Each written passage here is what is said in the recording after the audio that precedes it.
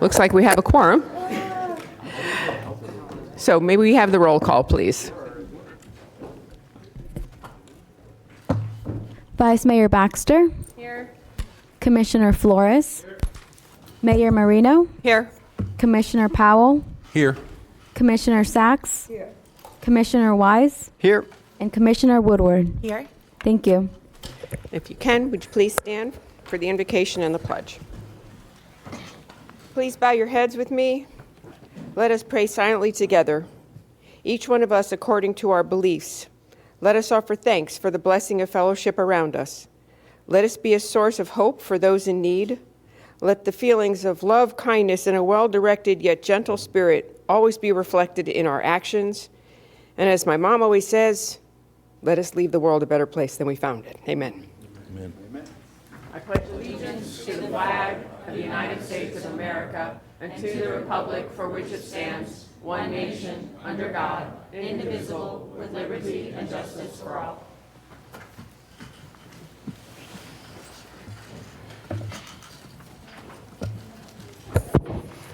I would ask if there's any additions, deletions, and modifications, but I really doubt it. We have one item on this workshop agenda today, and we actually have a format that we are going to follow. Today is going to be about selecting our new county administrator, and it's a candidate interview. And it is not a workshop, it's actually a regular meeting because the board will be voting, so there will be public comment. The workshop today is part of the county's recruitment process for our next administrator. I'm going to review the process thus far. The county collected resumes from interested applicants throughout the country. Once Human Resources reviewed all submissions and indicated those that met the board-designated minimum qualifications, a task force of board-appointed members of the community reviewed all of the eligible submissions and selected those they felt were most qualified for the position. This brings us to today. The candidate sitting before us met with each commissioner one-on-one yesterday and had three public forums where they answered questions. And as a note, if you would like to watch this event, it is on pbc.gov. Our intent today is to get to know these individuals before a selection is made. Additional information about the candidates can be found, again, on our website at pbc.gov.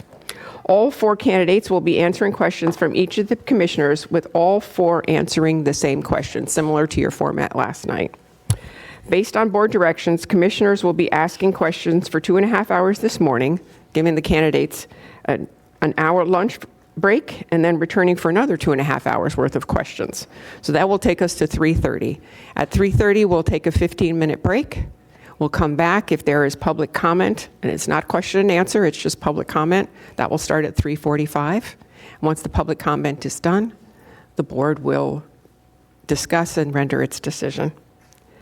So, please note that these interviews and the discussion that follow are being broadcast live on Channel 20 and are available again on pbc.gov. And to those in attendance, please refrain from applause or calling out during the course of these interviews. With that, I'm happy to introduce the finalists for the Palm Beach County Administrator recruitment, and in alphabetical order. Mayor, may I be recognized? We need a motion to adopt the agenda. We have a motion from Commissioner Flores, a second from Commissioner Woodward. All in favor, all opposed. See that motion carries. Thank you very much. Sorry. So again, Mr. Joseph Abruzzo, Ismi Ayala Calazzo, Keith Clinkscale, and Patrick Rutter. Those are our four candidates for today. Based on board direction, each of you will have 3 minutes to answer the question. The commissioner who is asking the question has the opportunity to ask a follow-up question. And with the follow-up, you will have 1 minute. So it'll be 3 minutes for the original question. If there's a follow-up, 1 minute for that. Who's our timekeeper? Perfect. We have a timekeeper for today. We will rotate the order that the questions are answered. We will be beginning alphabetically with Mr. Abruzzo. Then the next question will start with Isami, and then with Keith, and then with Patrick. And the order of the questions will start with the district number. So as District 1, I will be going first, and then we'll go with District 2, District 3, District 4, District 5, and we will continue that on throughout the rest of the day. Make sense? Oh, God. Here we go. Therefore, Mr. Abruzzo, we begin with you. And since I'm District 1, imagine how that happened. We all have a whole list of questions, so if one of the commissioners takes your question, you get to move on to the next one. So my opening question for all of you, and we'll start with Joe. What makes you the best candidate for this position? Go. Hold on, stop the clock. Put your microphone on. Go ahead, see, there you go. All right, keep going. Thank you, Madam Mayor. I have a broad breadth of experience through many different sectors of our government. I actually lead an organization. I've built a culture. I've instilled innovation as far as modernizing systems, advancing AI. The leadership of our workforce at the clerk and comptrollers, I believe, speaks for itself.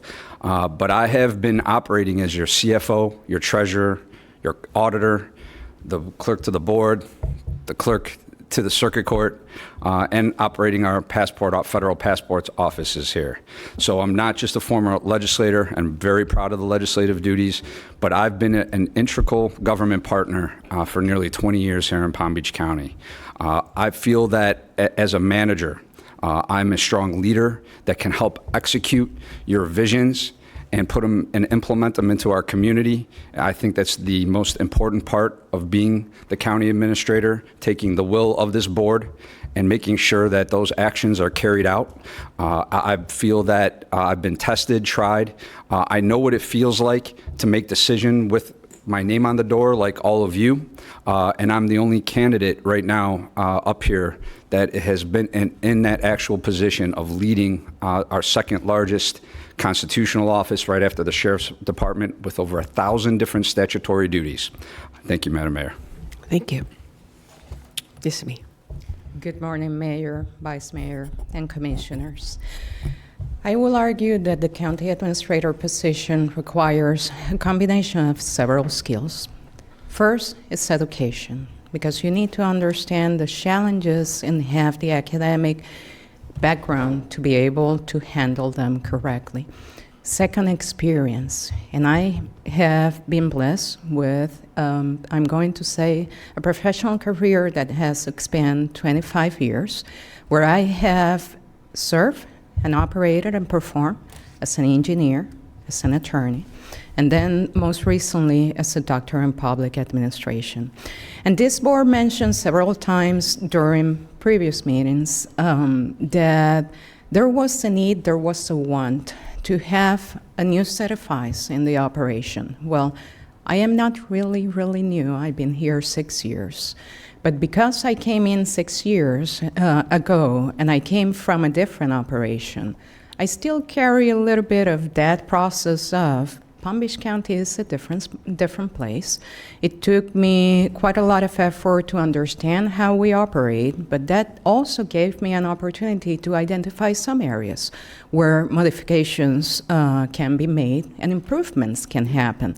I have had the benefit during the last 6 years of implement some of those changes that I thought were needed under the areas that were directly under my purview. I do believe there are other areas where I can bring improvements to the table. And in doing so, I can put to the service of this board and therefore its constituents my experience that is proven and tested. It's not theoretical, as I said last night, in dealing with capital improvements, in dealing with regulatory requirements, in dealing with emergency management, and handling and responding to a board of elected officials that will set the policy. Thank you. Keith. Good morning, Mayor, Vice Mayor, Commissioners. I'm currently your Director of Strategic Planning and Performance Management. 7 years ago, the county administrator brought me on board to help us make decisions based off of data. The strategy that you operate today, the 6 or 7 strategic priorities that you operate today, I recommend it. The budget is based off of those 7 strategic priorities. I manage the metrics of every single department. I am the only candidate that has worked with every single department, looking at their organization, looking at their metrics, how they perform, and how they could actually do better. I'm also the only candidate that brings 30 years of industry experience from the private sector to the public sector. When I see a problem, when I sit in the budget meeting, I'm looking at how can we do this better?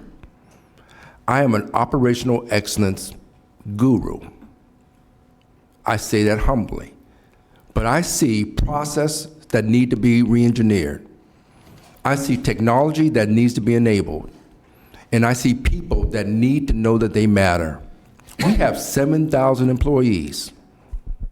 Culture will eat strategy for breakfast. If we cannot motivate, inspire, and utilize those people where they feel valued, rewarded, and recognized, then we have nothing. We don't produce a product. We produce services. And who produces those services? Our people. We have to value our people. We have to train them. We have to become a learning organization. All the way from the department heads down to the line, we need to be in training. Our workforce is changing. We need new skill sets. How do we motivate? Each generation that works for us has a different set of reward structure.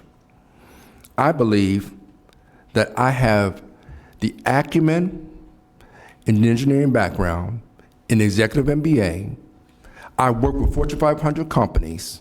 I have had my own business, so I know what a delay in getting a permit means. I know when it's hard to work for a county, you're just going to go somewhere else. How do we fix that? I believe I'm the best candidate to take us to the next century, the next decade in Palm Beach County. Thank you. Patrick. Good morning, Mayor, Vice Mayor, Commissioners. First of all, thank you for this opportunity. As someone who's been here 22 and a half years, I've been honored to grow through many positions throughout, starting in planning division as a deputy director, to running a department, to coming downtown as an assistant administrator, then being the deputy administrator. So I've seen a lot, grown a lot, learned a lot, shared a lot with our people too. And I think that's one of the things I bring to you is the knowledge of being around. And I say knowledge, and I would use the term history as well, without missing out on the chance to say adaptable, because none of us should be stuck in our ways. None of us should be married to specific thoughts. I think what we have seen through the years is when we have newer department heads, newer division heads, it is informative and great to hear those different ideas. I have that ability. I can bring you the history. I can tell you why we did things. I can tell you why we engaged a way we did. Doesn't mean we have to do it that way the next time. But I think I bring you that piece of knowledge that helps get you better results along the way. Understanding our employees, knowing our employees, valuing them, but trusting them. You got to earn their trust and then value that trust. Over 7,000 employees. At the end of the day, our employees are the one who implement your policies. They're the ones that are on the front lines. Having their trust, knowing that when your administrator would give that direction, board gives the administrator direction, works its way through the department to a division, et cetera, when the employees know and understand they can value that, they might not fully understand it, but they can trust it and know it because they've not been misled, because they know it and they have that valued belief. So big thing is knowing them, being able to bridge that. Your policies, your directions, where you want to go with our employees, bringing those things home.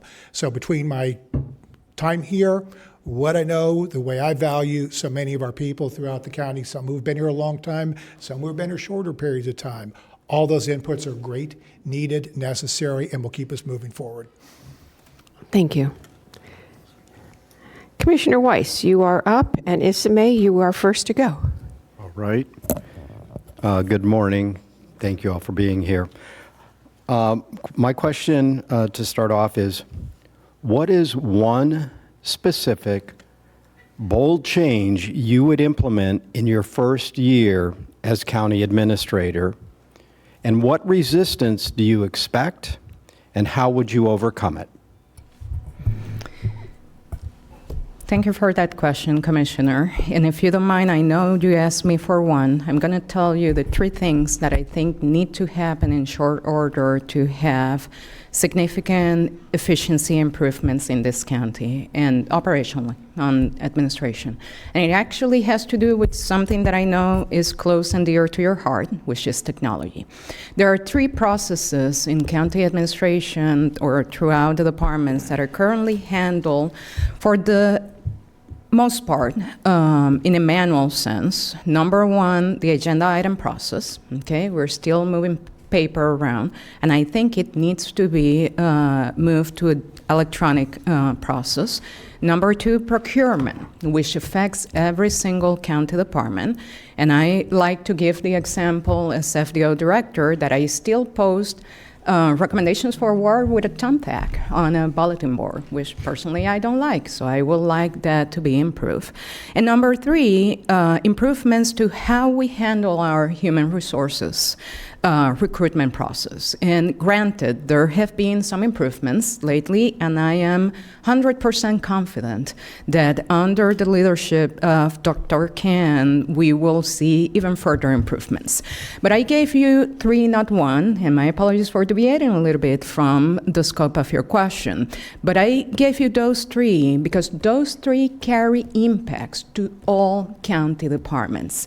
Those are county-wide processes that unless they are run in a more efficient way, you're losing and missing opportunities to then be able to allocate the resources that are right now used on heavy burden processes to then other needs. So I see those three things as key matters that need to be addressed in the next year to make our county more efficient operationally. Would you like to address any resistance you expect and how you would overcome it? Those three processes have not changed through the years because we have become accustomed to how we do it, right? I have stated before that I am an engineer at heart and an engineer by education. So I tackle all my projects exactly the same way.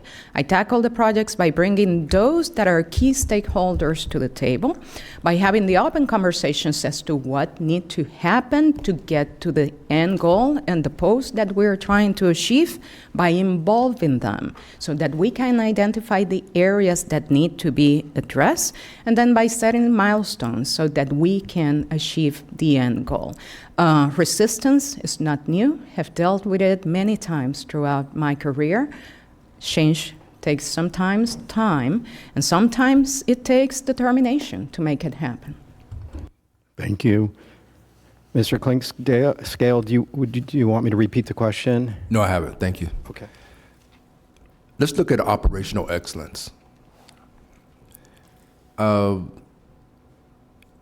we look at our budget, we have $1 billion of our budget dedicated to public safety.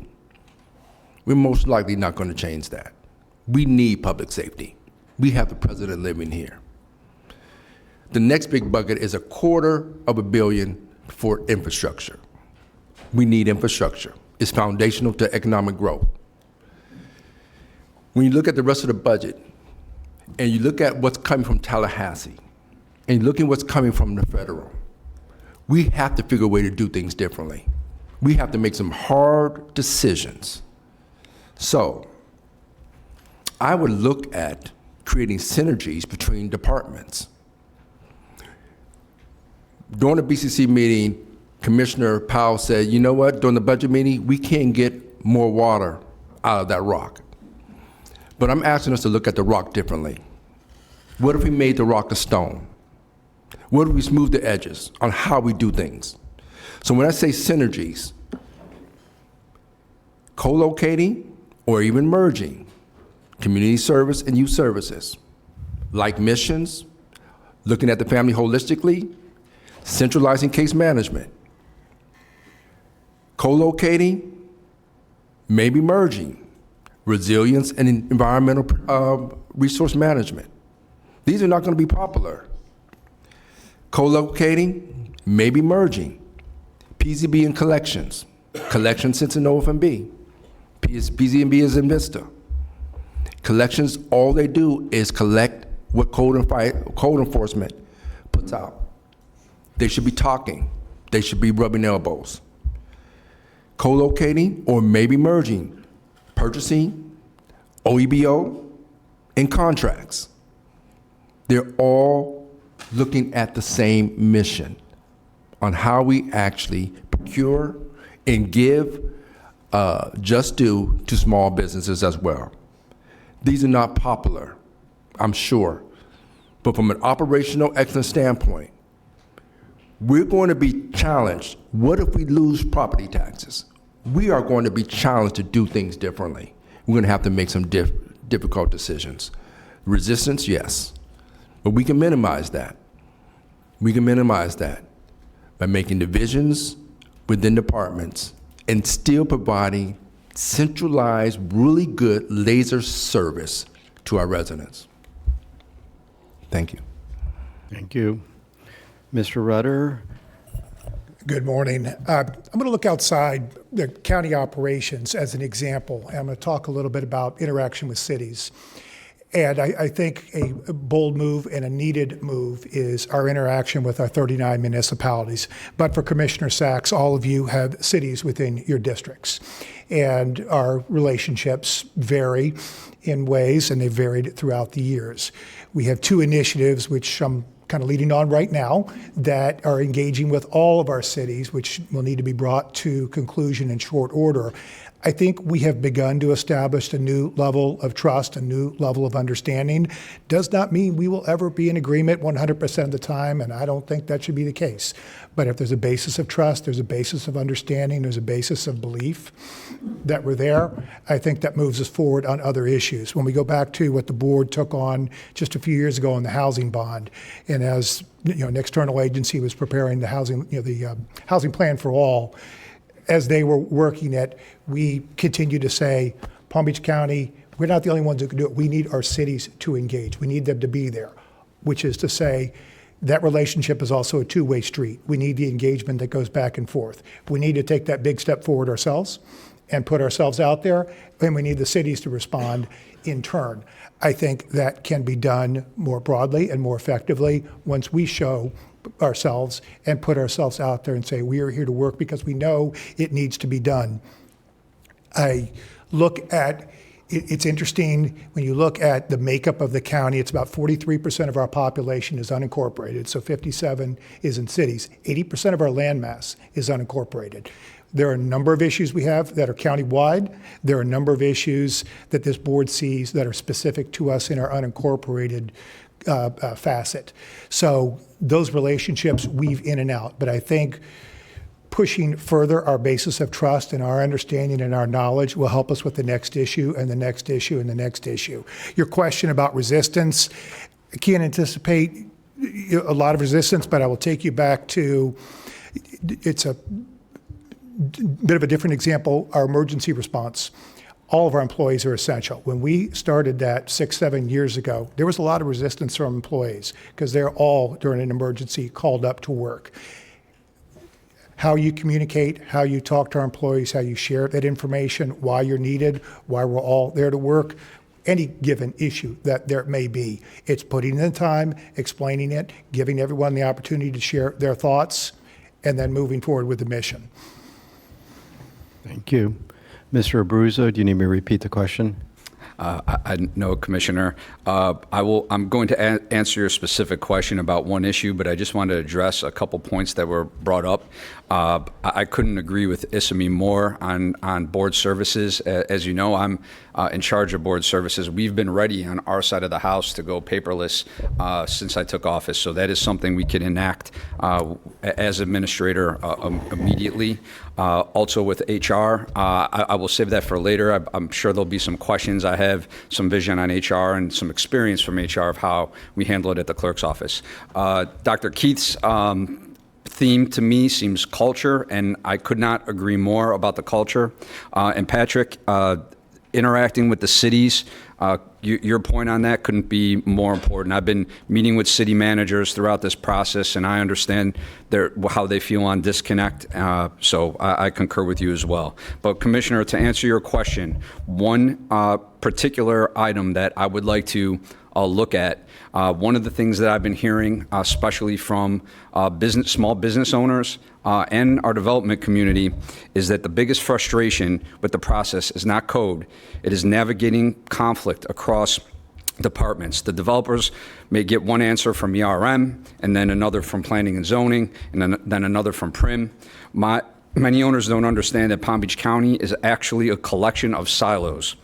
That internal lack of coordination costs time, money, frustration, and quite frankly, sometimes credibility. Each project needs a point person empowered to manage it from start to finish, a unified direction from Palm Beach County, almost a concierge service. When they come in, there's a coordinator that all these different silos, as stated, is working with the small business owner or business owner, helping direct their project or their application, if you will. So I'm going to look at piloting this if I become your administrator to see how it comes along. I think we'll expedite the process quite a bit, and that would be one change. And Commissioner, your follow-up is pushback. Look, it's instilling in the staff, our incredible staff, that some changes are coming. We're going to be bold and try new things. We have, as you know, an incredible county operation already, but we could always improve it, and that's the type of leadership I'll bring. Thank you. Thank you. Commissioner Flores. Good morning. First of all, I simply want to say thank you to all four of you for stepping up, being brave, and wanting to lead this county moving forward. So thank you for your dedication and willingness to want to serve. My question was going to be very similar to that of Commissioner Weiss, so I'm going to change this a little bit, more as a follow-up to the question that he just posed. And it's going to differ between the internal candidates and the external candidate. You've had the opportunity to observe and work with the current county administration. You mentioned that this would be a bold change you implement in your first year. Given that you've already served in the leadership role within the county, what barriers have kept you from initiating or advocating for this change before now? And how would your approach be different if selected as county administrator? And for the external candidate, that's a bold idea. From the outside looking in, what do you believe has prevented this change from being already made? And what gives you the confidence that you'd be able to overcome those challenges in your first year? And I believe Mr. Klingscale. Yes. Do you need me to ask the question again? I think I got it. Okay. I might miss a few pieces of it, but you let me know. You want me to repeat it?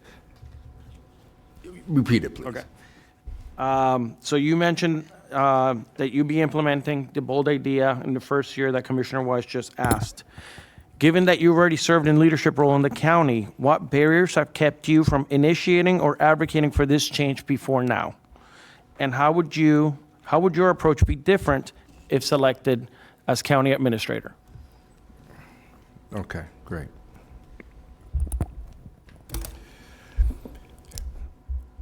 So especially with my background in operational excellence, I've observed the county since I got here. And it's been in some cases, very difficult because I've observed silos. I've observed filtering. I have observed the inability to express critical thinking, to offer innovative ideas. I suggested a cross-departmental team focus on process and efficiency, and it was denied. I've observed management by fear. Management by fear. People afraid to express their ideas, innovation, to contribute. I quickly switched from strategy of focus once I did the vision, mission, goals, and objectives and performance measures for the county and said, we got a culture problem. Those are the barriers. Culture, legacy, we've always done it this way. The definition of insanity, doing the same thing over and over again, expecting a different result, and not being rewarded for raising your hand and saying, I think we can do it differently. It's been squashed. So that's where I put my name in the hat. I said, okay, am I going to sit back and be frustrated, complain, or can I try to make a difference? So I put my name in the hat. We need open, transparent. We need openness and transparent. We have silos, left to right, top to bottom. We have the department head meeting, which is just the department heads. We have the directors, which is just the directors. And you have the masses who are doing all the great work, who rarely get their just due in terms of reward and recognition.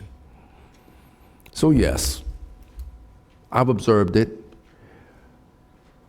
But I've also observed in the position that I sit, it's not much more I could have done. So I said, I'm putting my name in the hat so I can actually be in the driver's seat to change the culture.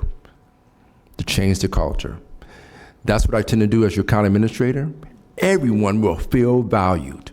Everyone will feel they matter, and everyone will feel what their role is and know their role in the vision, mission, and goals and objectives of this county. So barriers to change, as I go back and think about it, certainly the easy part is you've got a benefit of being the new guy or gal who would be there. You have a distinct opportunity, and your next administrator hopefully will take good advantage of that unique opportunity in a new time, new spot being there. A big one for me is hearing from employees what they might want to see changed. So when I took over a planning zoning building, I guess it was in 2016, it's coming back, I might have shared this with you, it's coming back from a conference, and I wrote up an email I was going to send to the PZB staff, kind of introducing myself. And I had a lot of soaring words in there and a lot of, high-minded thought and idea. And I stopped and I said, I'm not the one leading the charge on this. I need to know what they want, what they're hearing, what they're seeing, what they might want to do. And I did that. And we took a step back. I would apply the same way here. There's no time to wait. This is not a 2-year research tour by any means, but hearing, knowing what our departments want, see what they might not have asked in the past, what they might not have thought to ask about in the past. The benefit of new, the benefit of there being something different, taking advantage of that opportunity. The other part is sharing the message from the top that you're adaptable. We will be happy to share a process that we do now. It doesn't mean it's the perfect process, much less the only process, but it is the one there. You tell us we want to do something different. Allow us that opportunity, we'll share it, we will go make the new one happen. I use that as a discussion with the board, but I would take that same concept and apply it to working with our employees on adaptability. I've got history. I know the way things have been done in ways, but I'm adaptable, need to be, will be, and need to hear from others because there are better ways potentially to do it. And I think it's having that open door, those open ears to adaptability and wanting to change and wanting to hear what others have to say. And maybe you say no, maybe say thanks, that might not work in the situation we're in, but that needs to be done. So big thing to me would be listening, hearing, finding the right solution, hearing what our staff has to say. So I do have a follow-up for you, Mr. Rudder. You have been the deputy administrator for a year and a half. You have been the number 2. What has prevented you from doing? What have been the barriers for you to be able to implement your big, bold idea up to now? I mean, you sit pretty high right now in the current role. So what do you think have been the barriers? Why haven't you been able to get that big, bold idea that you have across the finish line prior to becoming county administrator? So I think you hit it in a number of ways. I wouldn't say that, the ideas I've expressed, I come from it from a different viewpoint. We talk about budget. Your previous administrator was a budget person, grew up that way. A lot of us have learned it along the way. We might see it a little bit differently. The way we would want to interact with the board would be a little bit different. I wouldn't look at it necessarily as not being able to do it. I can look at a number of tweaks that we have made along the way, a number of modifications. When I talk about water resources and other points, we have made a number of strides and a number of pieces of movement along the way. But at the end of the day, you have a boss, and the boss makes the decisions. And we had a boss who listened to us, shared, and then we had to move forward with that vision. If I'm the boss or any of us up here will be the boss, would hope we'd do the same thing. Hear, listen, make a decision, go with it. Mr. Brusso, do you need me to repeat the separate question that was phrased to you? Thank you, Commissioner. I feel I have it intact, but if I miss a part of it, please come down on me. A few things. So from the agenda item for board services, that has been a frustration, quite candidly, with our office for some time. We've wanted to update that. It was completely a prior administrator's call that didn't want to work with us to get it implemented. What we did and what I did was set everything up so if there ever was a change, we would implement it. It actually started when Commissioner Kerner was mayor. He was working with me hand in hand to get our board services where he thought it needed to be and get rid of the paper, if you will. And by the way, Senator Sachs and I in the legislature, we were the last that saw the transformation from paper to digital. When we first started, everything was paper, so we've lived it in a robust way. I concur with Patrick. Budget, as you all know, I was actually coming to the board prior to the announcement of the resignation of Mrs. Baker to discuss different things that I believe myself and my staff have seen in the budget, especially the way that that extra money that our clerk's office earns for our residents and for all of you, how some of that money can be used and moved around at your discretion that I didn't believe was being disclosed. I was working, and my staff has been working with your staff to try to get that in right posture. We of course, received some resistance. The one item that I wanted to change that I was fortunate enough to answer for Commissioner Weiss, that's a new idea that I learned and nobody gave that to me. It was just an idea I had. Well, we need somebody to manage the workflow. I concur with Keith that the silos, you hear him say that a lot, but it's true. And I've learned that from being on the ground the past almost 5 months, digging in deep. So I will tell you that has been my experience with resistance. One thing I can tell you is that I'm extremely collaborative. That's how we've advanced our office. I'm collaborative with our state partners. I have a quasi job right now that's local. Part of my budget's funded by all of you. But the majority of my budget is funded by Tallahassee. So I'm the main constitutional officer in that position that have all these different pots that I have to have incredible collaborative working relationships to get our over 1,000 different statutory duties where they need to be. Thank you. Commissioner, as all of you know, I sit in a particular position because I hold two roles, right? I am the Director of Facilities Development and Operations, and I am also an Assistant County Administrator. But as Director of FDO, I lead one of the largest departments in the county, and one that, by definition, is an internal service provider.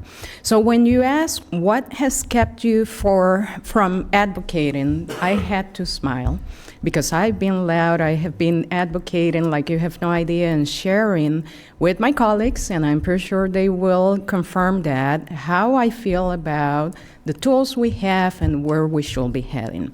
And I shared that information with the county administrator, and she knew how I felt. Now, that takes me then to the second part of your question. Why didn't you take on and initiated that process? And I'm going to answer with what follows. Every staff member in this organization responds to a county administrator. And we are tools that the county administrator can use, our abilities, our skills, to be able to deliver on the policy you all have set. And I say that, and before I said that I lead facilities development and operations, because FDO deals, for the vast majority, with what I like to call the non-sexy stuff, the stuff that you need to do to keep matters running. The 3 things that I recommended are things that are not as visible, but that they support your entire organization. Now, go back to the county administrator's role. When you have a tool where you have a resource that you can use and set for and use to move forward to deliver on your mission, and you have other pressing priorities, what do you do with that tool? You assign it to other things that are more pressing. Vanderbilt University, the procurement code, University of Florida before Vanderbilt, as of late, more recent, DEI on the staff side. So I've been, to this date, and this will continue to be the case for any administrator, responding to the priorities set. But I've been vocal. I think that, and I know, more than I think, I know, as a county department that is an internal services provider, that if we take away the inefficiencies from the process, it will free up time for staff to be able to do other stuff. But those changes are changes that will happen, again, on the non-sexy area, behind what is seen at a public meeting. They are purely operational. Thank you. Commissioner Woodward, you'll start with Mr. Rudder. Thank you. And good morning, everyone. I know you all had a long day yesterday. We had a partial long day with you. My question is, people often ask, what does a county commissioner do? Which is quite a loaded question. My question for you is, for the benefit of the general public who may be watching, can you explain your understanding of the relationship of an administrator and a commissioner?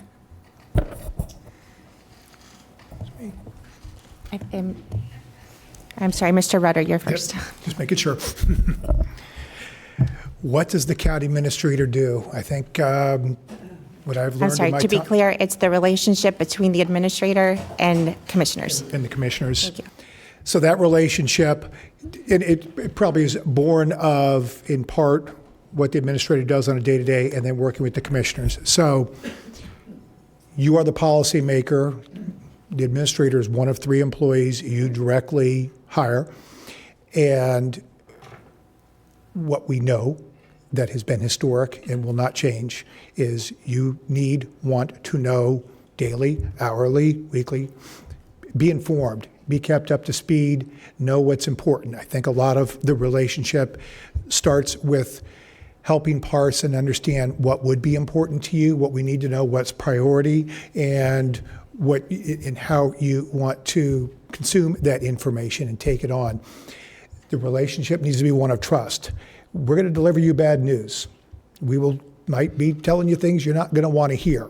It's how we deliver it and how we share it, whether it's you can't get where you want to go the way you think you want to go, but there are other paths, or where you're looking to go flat out can't be reached. I think sharing that information, having those discussions early, and having that trust between us that we are telling you what you need to hear, quite frankly. Those are challenging at times. And I think any administrator would love to make their bosses happy 100% of the time. We don't have that luxury. And that opportunity will not be there. But if you have the trust in your administrator, knowing that your administrator has worked with their staff and has developed that information and is giving you the best information, and it's not biased and it's not jaded, we're giving it to you straight, I would like to think that that trust and that understanding, that bond will be there, because that does need to be shared. And that's one of the hardest parts out there. I think, go back to the communication piece. what you may or may not heard this board, last year and a half or so, looking for next levels of communication, different levels of communication. As an administrator, look to find out where you want that to occur, be it in the budget process or just on a day-to-day basis, what you might be looking for differently. I would be here, we are here for you. How you want to do it, it's taking your feedback on it. So the interaction is a daily event, sometimes even more than daily, but making sure you're not caught blindsided, you know what's going on, and we understand from you where you're getting prompted as well. Thank you, Commissioner. I'm going to answer a question, if you will, under the pretext that the respect, relationship, and the trust is already there, although I recognize that's earned over time and through action. But one of the, first and foremost, when things come about, providing information, balance, and transparency.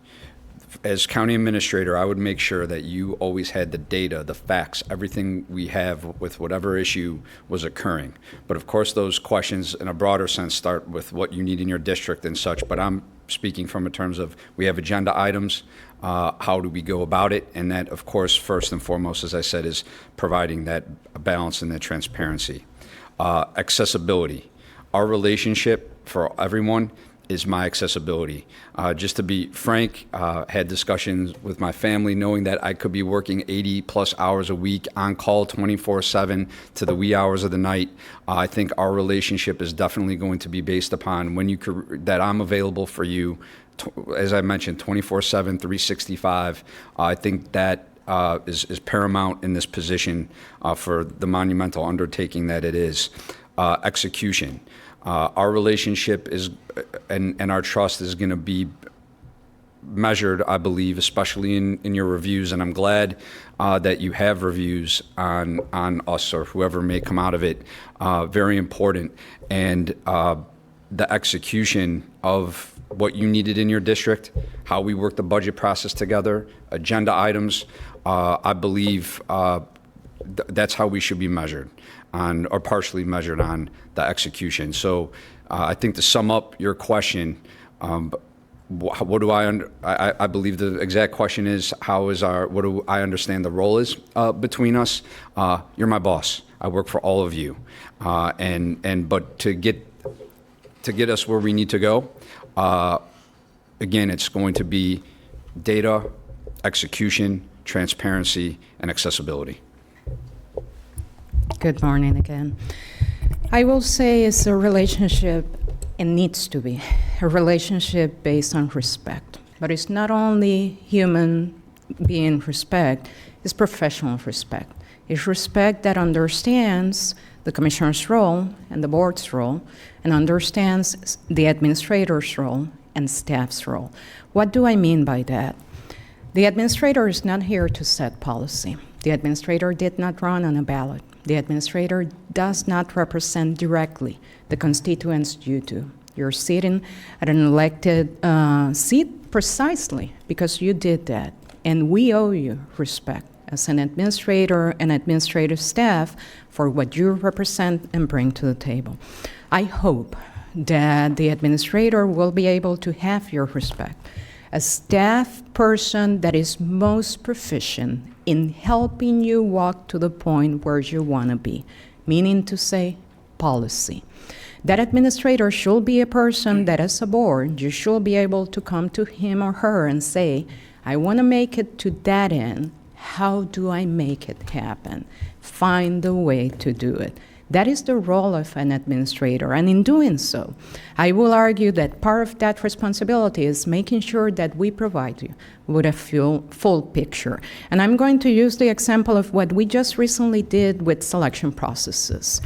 We heard what you had to say, what you wanted the policy to be. You wanted to be more involved in the selection process. And we went back to the table and looked for a number of options and brought them back and said, tell us where you want to be. And once you set the policy, commissioners, we went back to the drawing board and said, okay, now let's address the procedures. Because we're here to deliver on that policy that you will establish. And that type of relationship requires, as I stated before, a mutual respect for what we are bound to do in our positions and a very high level of communication, and a two-way communication that ensures that we're truly listening and hearing to what you're saying so that then we can deliver on your policy. I was telling a given commissioner this week that I enjoy finding those solutions. I really do. And I look forward to the opportunity of being able to serve you as a county administrator. I want to be very, very clear. You are 7 bosses. You set policy. You were elected. You represent 1.5 million residents. I am your CEO. I am responsible for giving you unbiased, transparent, reliable data for you to make every decision you need to make.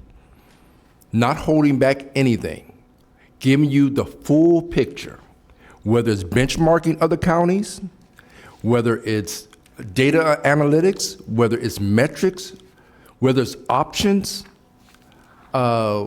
even recommendations, for you to make the decision. Once you make that decision, my role is to implement to the best of my ability, utilizing the 7,000 employees to all march to what your direction was for me. On a lighter note, I'm sort of like your Google. I'm your AI. You want to do this? You come to me, say, how do I do this? What are the other counties doing? What type of results can I expect? Our job is to bring you every piece of data you need, unbiased, for you to make a great decision. We have to have a good relationship. I say all the time, my mentor told me when I was came out of engineering school and started my first job, and I really went into a manufacturing floor and just started pointing out all the things that's wrong. And everybody was in an uproar. And he pulled me in his office and said, Keith, sit down. Because when your first job, you want to make an impact. He said, Keith, R comes before I. I said, what do you mean, sir? He said, relationships before issues. Build a rapport. Build some relationships. Because then they're willing to take some advice from you. They trust you. If you just go in like a bull in a china shop and just start suggesting what's wrong, what's broken. So I'm going to build relationships with each of you. That comes with earning your trust, talking to you regularly, informally. You know, I love the fact that I had meetings with you in your office. And a couple of you, Maria Sachs, Commissioner Sachs, said, stop by anytime. You have an idea? I love that. I think we have to have an informal as well as a formal relationship so that you trust me to give you everything you need to make a great decision.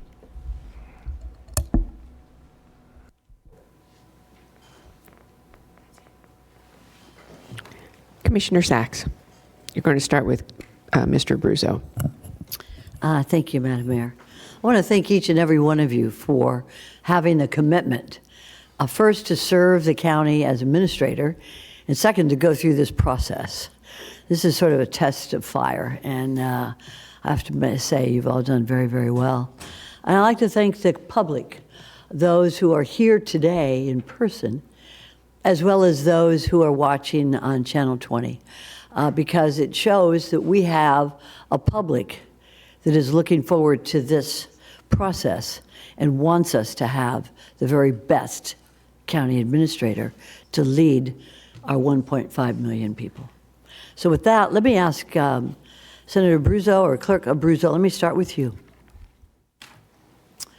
What particular leadership trait do you have that makes you the best candidate for county administrator?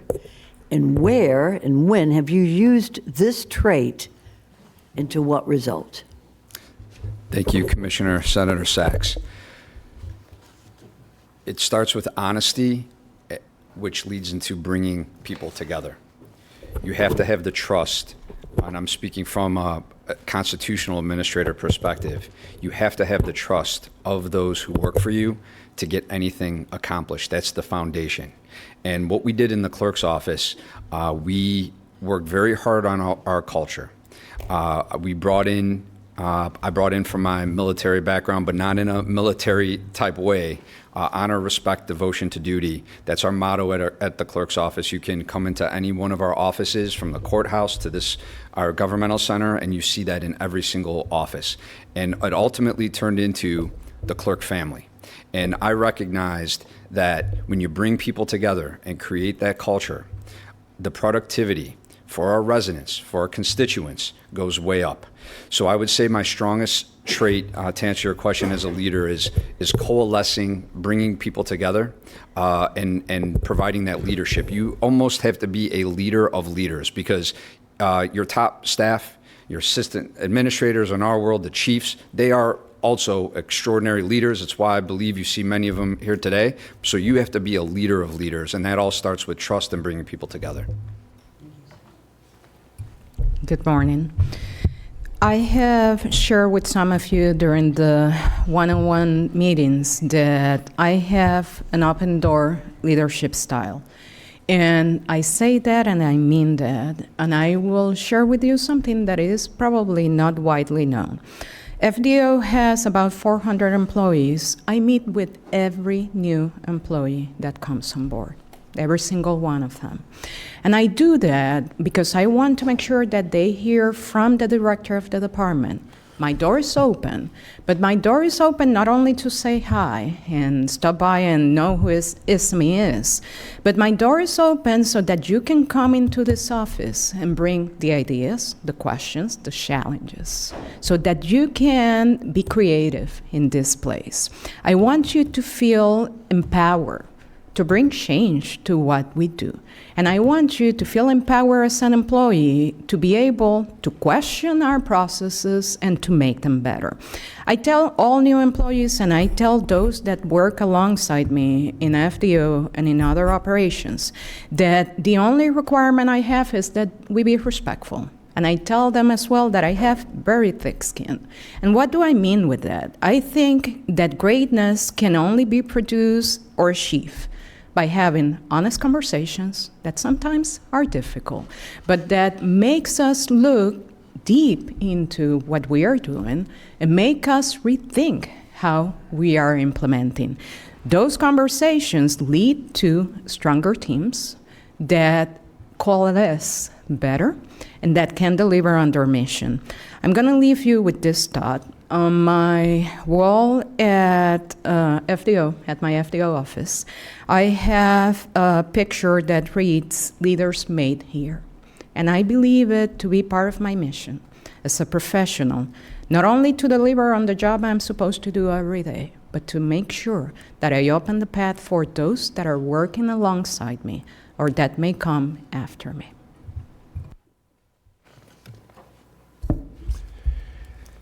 So I wish Joe was here, because I really wanted to let him know that I echo everything he said. He stole my thunder. I'm a culture advocate, big culture advocate. If you don't have a great culture, you can't get things done. I am a leader of leaders. I create leaders, not followers. I'll give you an example. When I left Palmtran, first I started as a dispatcher and then became the head of performance management for Palmtran. Created the entire metric structure, the PT Stat program. Todd knows because he hired me. He also is responsible, Todd Bonlaren, for saying, Virginia, you got to take a look at this guy. We need this for the county. And then I came over here and did it for all 35 departments. But when I left, Christian Ladano was my project coordinator. I poured so much into that young man that when I left, it did not skip a beat. He knew exactly how to step in my role. Now I'm here in the county. If I should become your county administrator, Marcella, who works for me, she can start day one as the Director of Strategic Planning and Performance Management. She would have to earn it, but I pour into people who work for me. I create leaders. The true test of a leader is when you leave, what's left? Succession planning. You have built a leader.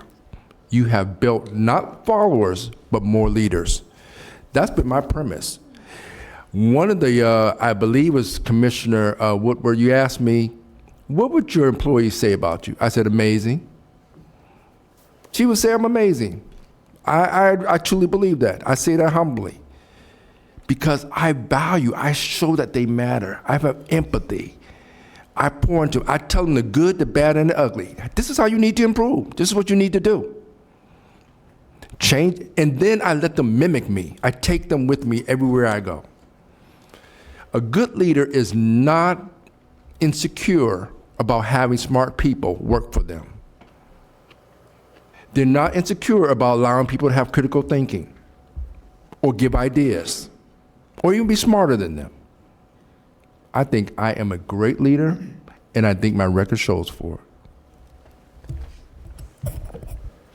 So the first point for me on talking about leadership, willingness to listen, whether it's listening to your other assistant administrators, your department heads, or the staffers down the line. We need our folks to trust us and to know that we want to hear them. And I think it establishes that leadership trait when you can hear what they have to say, whether it's a new idea, whether it's a complaint, whether it's a more mundane thought. I think that speaks to it a long way when you have that, whether you want to call it the open door or just that open ear, and you'll respond to that email you get, because we get plenty of them from our employees along the way. Another part is full acknowledgement that none of us up here know everything. We might know enough to be dangerous about a variety of topics. We might know a lot about a given specific topic, but we don't know it all. Keith was touching on it, trusting those department heads, trusting those assistants, trusting those folks down the line. When I'm up here at zoning meetings, my favorite meeting is when I don't have to talk, because I know the agenda's run through, everything's run fine, our staff has answered the questions, it's been handled the way it needs to be handled, and you have the faith and trust in those folks down the line to do it. They need to know that you have the faith and trust in them as well, and that would come from how you lead. A big one for me as well is leading from the front, because people want to see you out front. They don't want they want to know that you're out front, but leading quietly out front, not jumping up and down. And I can go to a variety of thoughts. Certainly during COVID era, building any number of testing sites and vaccination sites from ground up. Myself and a number of other senior staffers were the ones out in the field doing the work. And I think you earn respect and you can show leadership when you're out front on these. Taking it back to what we do here, whether it's reviewing with you on Mondays for board meetings, having the information, having the knowledge, but trusting our people, our staff who are there to answer your questions and being able to do that. It's a balance. You want to know that your administrator understands everything, but your administrator needs to trust their people and be able to explain it to you as well. So a blend of those points. And I think through my time, I've gotten to experience all of that. Thank you.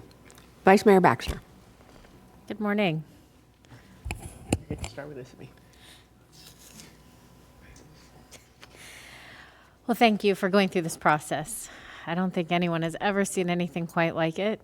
It's been very open, very transparent. Last night was a little fun. Seeing everyone, and so many questions up here have already been asked. There's so many we asked yesterday in private interviews.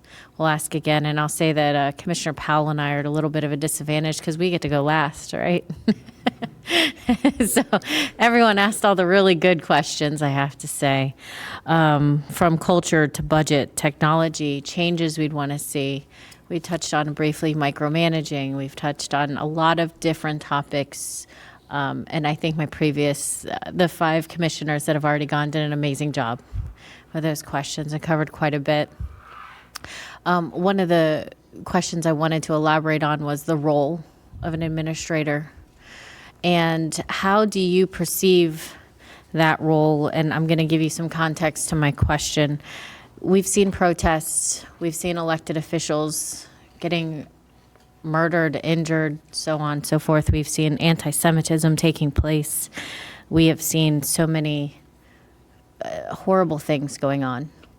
What would you do as an administrator to ensure us as commissioners and going forward our safety? What would you do? I go first, right? So, Vice Mayor, thank you for the question. I'm going to tread as lightly as I can and carefully as I can, trying to be responsive to your question, but knowing as the department head that oversees security services that I cannot go into details, because if I go too deep, then rather than doing you a service, I will be doing you a disservice, right? We don't discuss security-related matters in public, but I will say this. We have a security services division that works very closely with the sheriff's office, right? And we have a division head that coordinates continuously to make sure, number one, that you all are informed as board members of what our security strategies are, that you are kept abreast when they need to change and that when they need to be modified. And we benefit from the latest and greatest technology and intelligence that PBSO has because they communicate with us to let us know you may need to tweak here, we need to send you additional support there.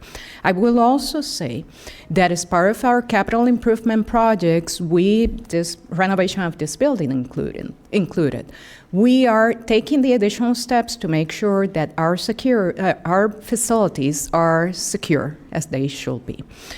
I think that also should take into consideration, must take into consideration that environment is changing, and we all see it. We had a very difficult weekend based on the news, right, and very unfortunate. And I'm saying that then to state, we have had security procedures and initiatives that have worked well for many, many years, but the reality is changing.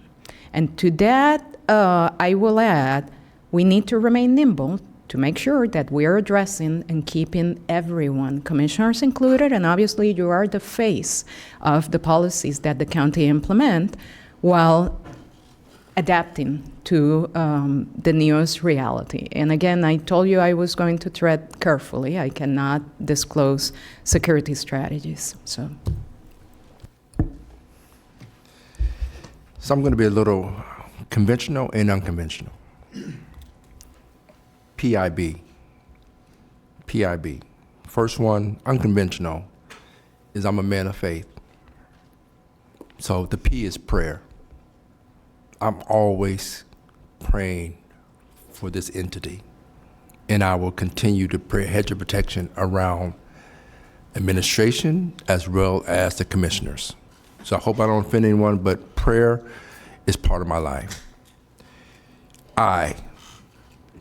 Intentionality. I think I have to be intentional about understanding where you have concerns, the 7 of you, addressing those concerns immediately.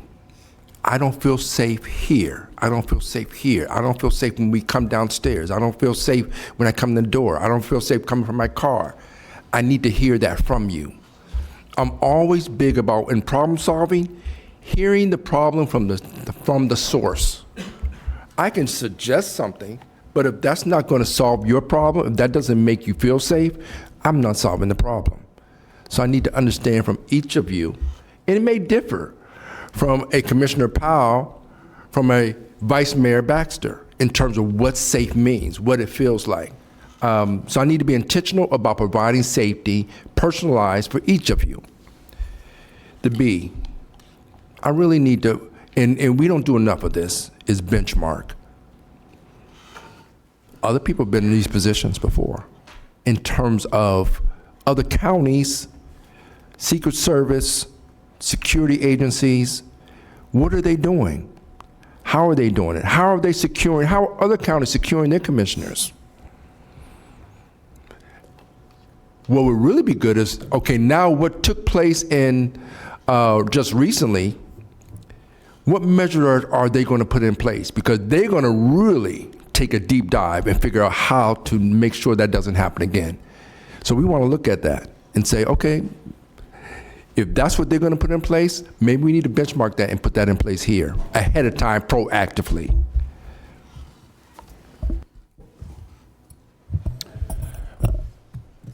Two different levels I'll touch on. One more recently. Well, first of all, let me start. We do have an incredible security services functionality in FDO, and the ability to call up assistance, the ability to provide what needs to be done is incredible. I've had occasion many times to be reacting to potential challenges we might have before meetings, very short period of time before them, and the reaction and the responses we get, you need to know that you have a great crew behind you that makes it work. Most notably, we just had an item, board had an item just a month ago, a zoning item that necessitated elevating our security presence. We had done that at an advisory board meeting, then we did it here with you. That comes about because we're getting the information because our security service has relationships with law enforcement. They're sharing the information they know, and they do their best to anticipate. We take nothing for granted. We anticipate. We might over-anticipate, but that would be where we want to be in that protecting all of us in meetings and other spaces. That's why we're here. When I go back to, I think back to our COVID era, and we had a number of tough meetings, and we had a lot of law enforcement presence at a number of them. I look at my phone, I've got 5 or 6 deputies' numbers who we saw consistently that are still there, that probably worked with on a very consistent basis for close to a year. But protecting this board, protecting it, is a lot of it is anticipating, knowing when we need to elevate postures, and working with them and working with law enforcement if we need to confirm that our suspicions and our concerns are correct. So I'm going to follow up on my question. So after what you were referencing a month ago, the death threats that were sent to certain board, what level, where's that threshold for you? That makes it, don't say this in a trite fashion, that makes it easy when there are death threats out there. That's a non-starter. We go to a next different level. That is not the threshold for reaching it by any means. Understanding where that one that we're speaking about, for instance, it was an item that had appeared before a number of agencies. They had tougher words spoken, including death threats. I think law enforcement tracks that. So we know, and again, our security service is on top of it. If we know there are going to be significant crowds and it's a controversial item in and of itself, not rising to any level or any word that it's rising to any level, we're still going to have additional security and enhanced security, if nothing else, on the crowd control side, because we're not going to let it go to bad places. There's no set answer, Vice Mayor, but over-anticipating maybe would be the standard I would say we apply. Thank you. Thank you, Vice Mayor. We are in a new era of safety and security, and I commend first and foremost PBSO and all the help that they have given us all. But I will tell you that, and I'm putting my security hat on from the Coast Guard, and what we've seen in the news, when they come, it quite often isn't times of crowded places, public appearances. They look at our homes. They look at where they feel we will be the most vulnerable of many of these assailants. And it's a problem. It's a serious problem. I will tell you, when I became clerk, and you could listen to my speech when I was sworn in for the first time, I talked about security for our office, because what I learned through INDOC in this building, we did not have the second floor secured. Anybody could come in and out. So I led the effort to get that closed. Everybody has to swipe in. No one can piggyback anymore. As clerk of the court, criminal court, when they get their documents, it doesn't have the judge's name or the prosecutor's name. It says Joseph Abruzzo across it. So I've always been quite concerned for our staff. You all provide, because I asked for it, a contract with PBSO so we can have deputies in our office for our employees. The 9th floor, which is our office, quite frankly, there used to be conference center doors that were just singularly locked that you could easily kick in, that somebody could have penetrated right from the elevators. So we had to drywall that, close it up, and do a buzzer system because, again, you have to look at the vulnerability of what we do and then the typical workplace shootings. However, after about a year or so of clerk, as you all know, because of you, we became the largest investor in Israel bonds. That is a great honor, but yet comes with risk, no question. To be out there in the public domain is the top supporter of Israel with the hatred, the disgusting hatred that falls upon them. I have to concur with this, obviously there's some things I cannot speak about, but I cannot convey enough, the best way I can, that the security threats are extremely real, especially for all of us. Dr. Keith, you said seeing what other counties are doing. That is something that, as administrator, in the first, forget 100 days, 10 days, I do want to look at how some of the other counties, like down in Miami-Dade, how they're securing you all. I believe they have a much more robust system in place for you, especially in the new era. This isn't about privilege and getting driven around and the naysayers. I know I have to stop, Vice Mayor, but it's a real concern. Thank you. Commissioner Powell, you're up, and Keith, you're first. Thank you, Mayor. And each of you has a role that you serve in currently. And the county administrator position, of course, would be a different role.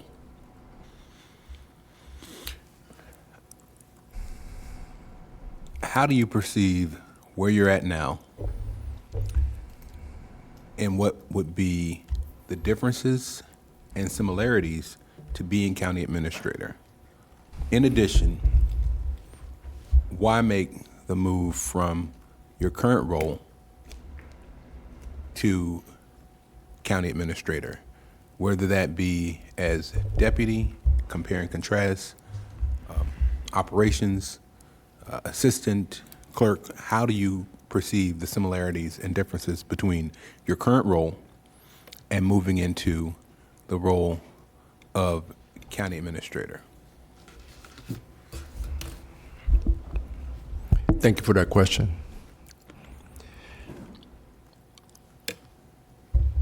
I've contemplated this quite a bit.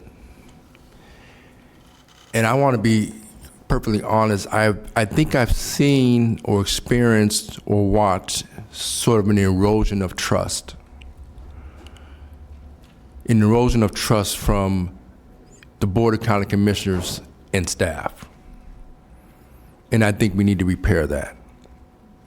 I think you need to feel that we are being transparent, we're being unbiased, we're giving you the data that you need to be successful. And I think I can repair that. In my current position, I have not been able to do that. I have not had the visibility and the access to you to bring that to you. The other is that I really truly believe that we have, in some cases, some culture problems, some workplace culture problems. Kindness, gentleness, making people feel like they matter, understanding them, giving them the ability to do critical thinking. I truly believe that we are already great, but I think we can be extraordinary. I say all the time, good is the enemy of great, and great is the enemy of extraordinary. And we have been good and great so long. The other thing is I think I'm the only one that is not a career government employee. And so I have a different lens that I bring. And I'm watching and seeing the inefficiencies.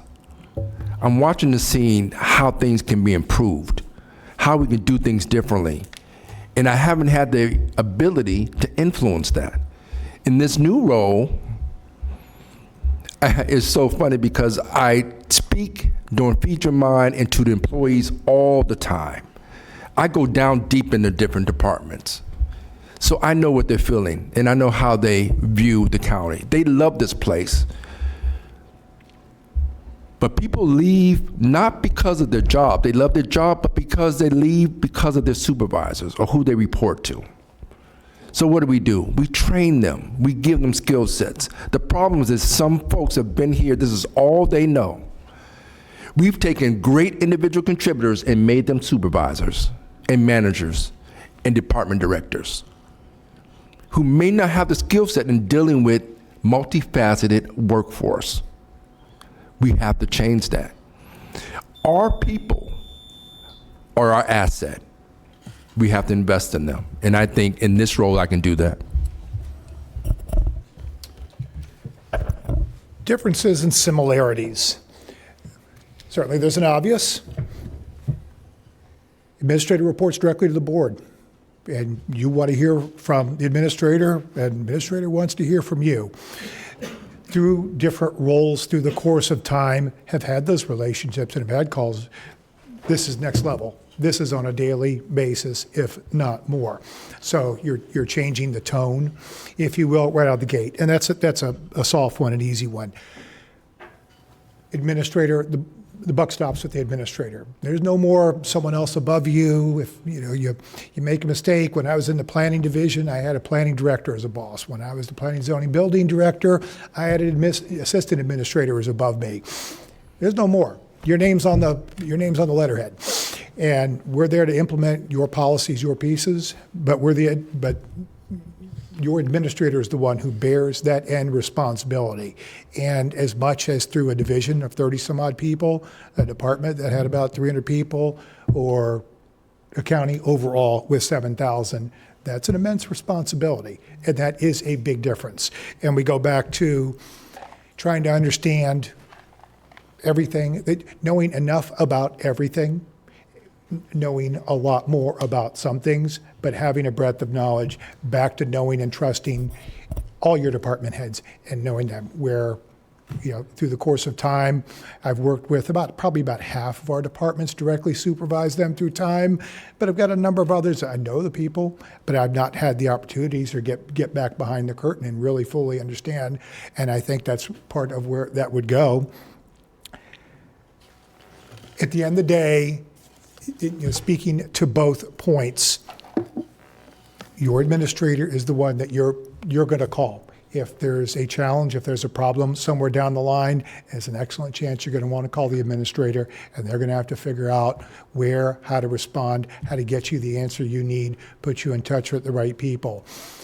That is different, yet not a lot different than where I sit now as deputy. I've seen a lot more in the past year and a half than I saw in 5 some odd years as an assistant administrator, which was markedly different than I saw as a few years as a department head. So as I've moved progressively through the ranks and gained more responsibility and had to respond differently, I've experienced that. This is just that next level, that top level that you have to be prepared for.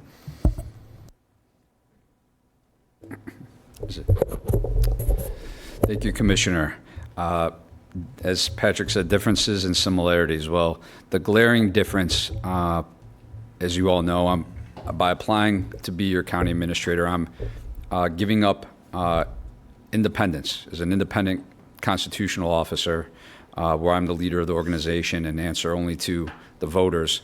For you as the 7 bosses, I will tell you, Commissioner Woodward asked me a question yesterday in that regard about what if a boss had something to say about you, what would they say? And it actually dawned on me after, Commissioner, that when I served in the United States Coast Guard, there's a medal given. It's not just given freely. It's for, and what you all instilled, evaluations and a perfect record in your service, which I was fortunate enough to earn and have on my chest for having perfect evaluations and perfect service record.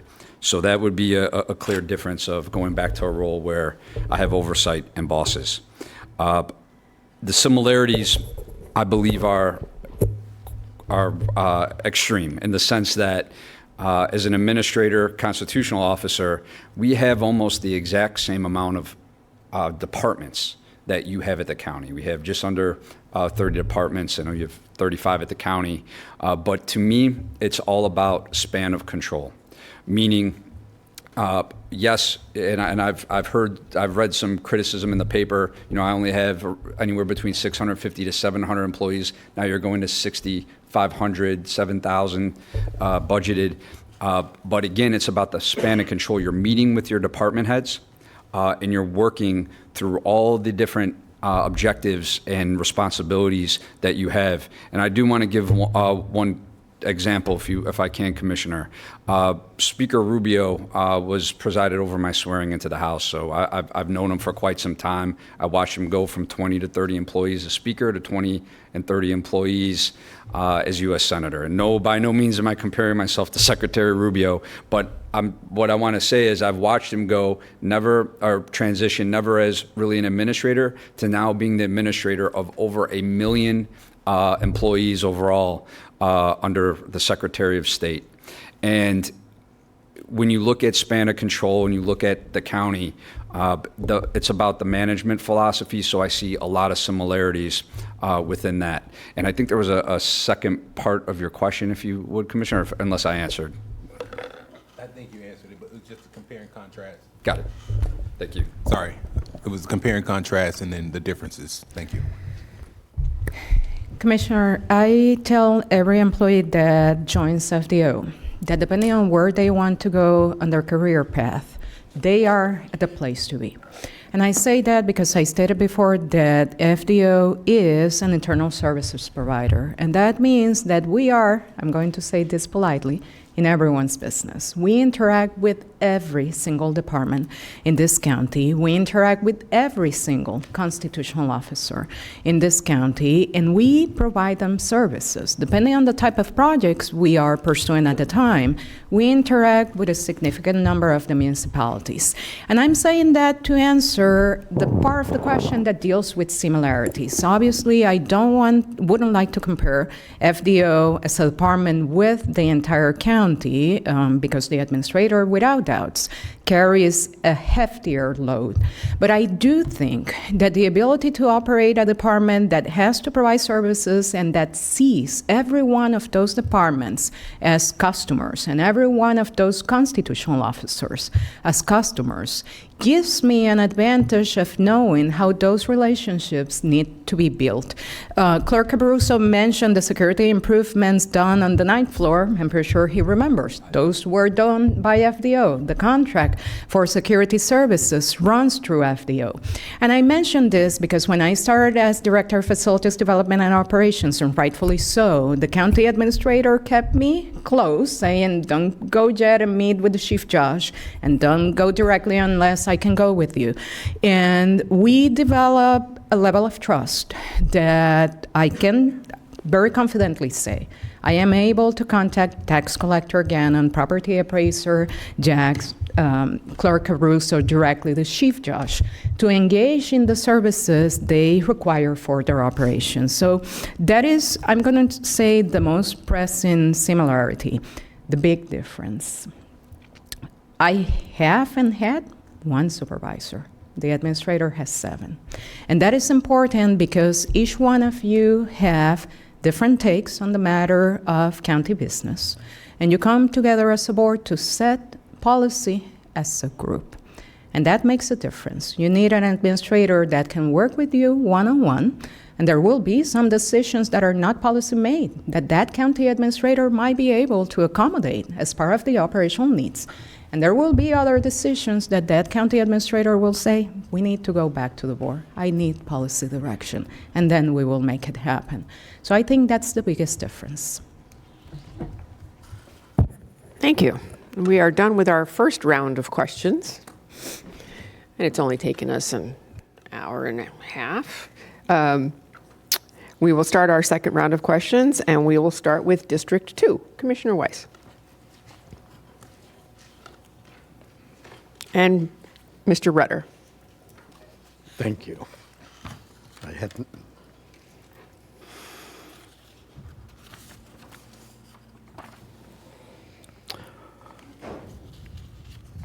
All right.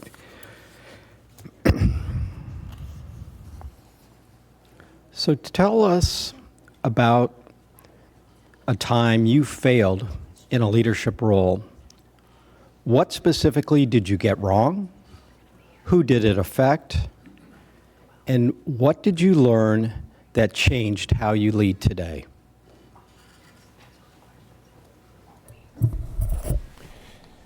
I'll give you one that sticks with me that, as I look back at a career in life, is nowhere near as important, but it still is burned and seared in my head. When a previous job at the city of Weston, we'd implemented a new system for notification to residents within, certain radius.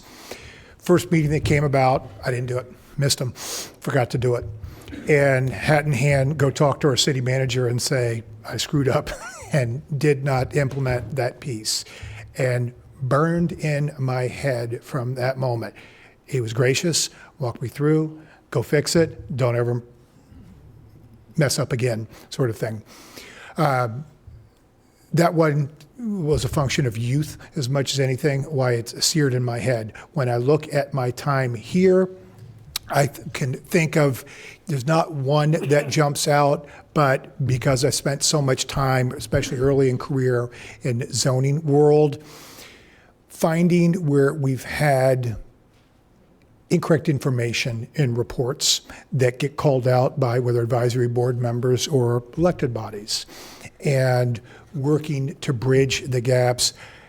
Because I have always looked at it as a supervisor, I bear that ultimate responsibility. It might have been a staffer down the line, but I'm the one that will stand up behind it and bring it home. And I've had a number of them through time that have had flat out wrong information. And a staffer gets called out, and I'm not going to let them get called out. I will take that one on and take it forward. So I think that has happened a number of times. The response, the reaction to that is it catastrophic for the moment insofar as you can't proceed and move forward, or is it something that needs to be explained? But you're always ready to pivot, you're always ready to move, you're always ready to answer because you need to do that. But you should let that stick with you. And I think, too, going back to my youthful experience versus today, sharing that with those who might have made the mistake down the line, don't let it happen again. Learn from this, move on. So, again, you can see something that was 25 years ago, that's stuck in my head. Okay, thank you. Mr. Abruzzo, do you want me to repeat the question? I believe I'm okay, Commissioner. Thank you. One early on failure I remember as a department head or administrator was with a cross collaboration of another agency or another government partner that I didn't anticipate. We lined up all the objectives. I thought we were on the same page, but sometimes other offices do not work in the same manner that our office, or in this case, our county government would work. And it taught me that you have to stay on top of it with constant communication, and that although your objectives may align, the style of how you do things are going to be different at times and can delay a project from occurring, which then ultimately the public suffers in those delays and the objective isn't met on time. So I'm a big task and timeline oriented person, and to get that done, you have to have that constant communication, making sure that, again, not only the objectives align, but your style and philosophy of how you go about your work also match, or you're going to be in for delays. So I saw that early on in my career, and I'm cognizant of the fact we do a lot of different partnership because of our broad breadth, especially in the IT space, very important for what we do. So we constantly have to work with other government agencies. Just follow up. Sure. So what did you learn, and how did that change how you lead today? Precisely what I said, Commissioner. Thank you for the follow-up. What I learned is you can't just have shared objectives. You in management styles, philosophies, the way that offices are organized, those differences can impact a cross-collaboration project, especially with another government agency that doesn't work the way you do. So what I learned from that is when you go about a task, especially when you're partnering, it's not just, and I apologize, I don't mean to be repetitive, but again, this is what I strongly learned. It's not that we see the same light at the end of the tunnel, it's how we're organizing and operating to get there. So now when I go into a project, I make sure that all of that aligns, and I will tell you that in our vast amount of cross-collaboration, because I start with those philosophies, and from my experience of one not working out on time when it should have, there's almost a mental checklist when I negotiate, if you will, or organize where we're headed to make sure that that doesn't happen again. Thank you. Ms. Ayala? Of course. Commissioner, one of the most difficult experiences I have had in my career occurred about 20 years ago, and I had a commissioner ask me a very similar question yesterday. About 20 years ago, I had, unfortunately, an employee that was under my supervision, part of my department, that got arrested because he was able to sell the idea, just the idea, that he had the ability to steer processes within the government. He did not, but he was able to sell the idea. And why I took it to heart, because at the end, I was responsible for the appearance and for the reality of what was happening in that department. And it hit me hard for a long time. It led me to revamp how we handle processes at the time completely, so that there was not even the possibility of an idea being sold. It hit me harder as well, and I carried it until to this date, because the employee at one time had been my supervisor, and he came across some very personal situations that made him make some incorrect decisions, right? How that carries to today, until this day, there are two key components to that. One is on the personal level. And I think it's a recognition that every employee and every colleague we interact with may have some personal situations happening, and we never know because we come here to work, right, on a professional level, but that may impact how they conduct themselves in the workplace, right? So I think as leaders, we have an obligation to keep an eye for the professional side and to keep an eye for the personal side without prying, right, but making sure that our staff members are okay. The second component, and I think it has been without doubt transformational in my career, I promised myself that I will never find or be in a position where even the doubt was casted as to what we were doing. And I remember when we were recommending updates to the procurement process here in the county, I had someone from the private sector go with me over and over and over the ordinance and say, well, listen to me, we still feel there's something we're not seeing. And I told that person, keep looking, because I am giving you all the cards. I am not here to play games. I am not here to hide information. And I have made it part of my principle to make sure that as a public servant, people know I am not hiding. I am putting all the cards on the table, that we have transparency. Thank you. Mr. Clinkscale. Commissioner, we truly learn from our youthful mistakes. This really sticks with me. I tell the story all the time. As a young management consultant, I was hired to take a team into AT&T manufacturing in Chicago. And our task was to re-engineer their manufacturing, take out waste, eliminate waste, less defects, less inventory. So my team that I led put together a simulation that totally introduced lean principles. We changed it from a push to a pull system in the simulation, and all the employees were involved in the simulation. So we did a before and after. This is where you currently do manufacturing, and this is the new process. The new process did eliminate waste, did eliminate defects and inventory, but took 1/3 of the workforce. So being naive, I'm thinking I solved the problem. How are we going to re-engineer the workforce? Re-engineer the manufacturing with less defects, less waste, less inventory. And I thought the employees were going to cheer. But all the folks who sat on the side that no longer were needed, I didn't take in consideration. They asked, well, what are we going to do now? They had lived off of rework and doing things 2 or 3 times and tons of inventory. So as a young consultant, I learned that when you actually solve a problem, you have to take all aspects. You have to look at all angles, and you have to look at the ramifications of your decisions. I had not taken consideration that these folks was like, where's my job going? I was a young consultant, and I had a team of 3 or 4 consultants under me, but we had not thought about the human factor, and that changed my whole paradigm going forward.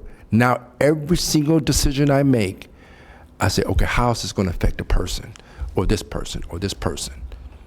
So you have to come up with solutions. Retraining, you have to have that in your back pocket to say, this is what we're going to do. We're not going to displace you.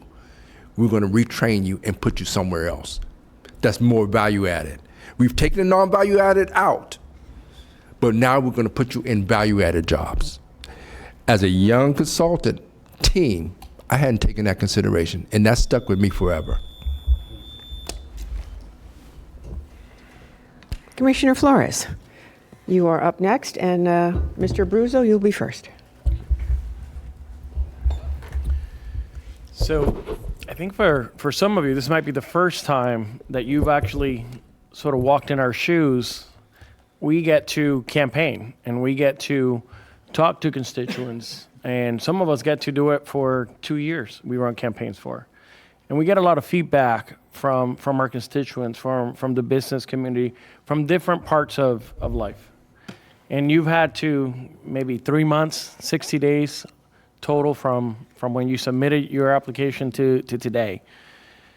And I think that puts you in a little in perspective of what our role is and some of the feedback that you gathered.